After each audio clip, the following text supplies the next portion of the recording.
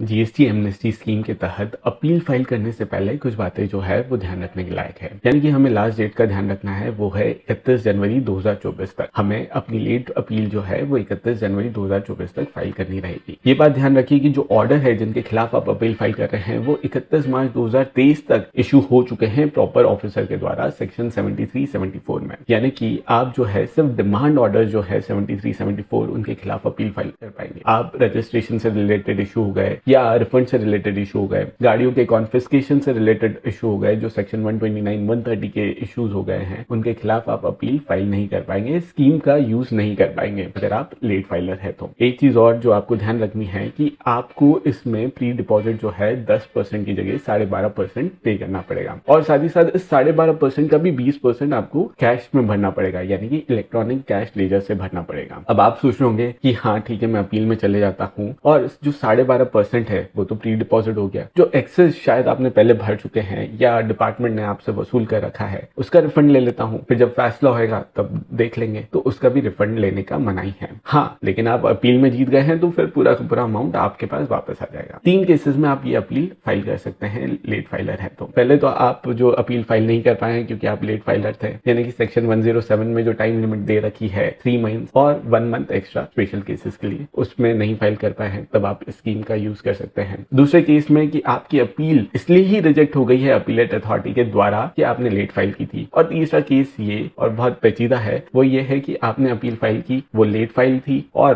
Pending है। तो इन तीनों केसेस में आप जो है जो टर्म्स एंड कंडीशंस बताई है मैंने, उन्हें फॉलो करेंगे तो आप फिर अपील फाइल कर पाएंगे और एमनेस्टी स्कीम का यूज कर पाएंगे।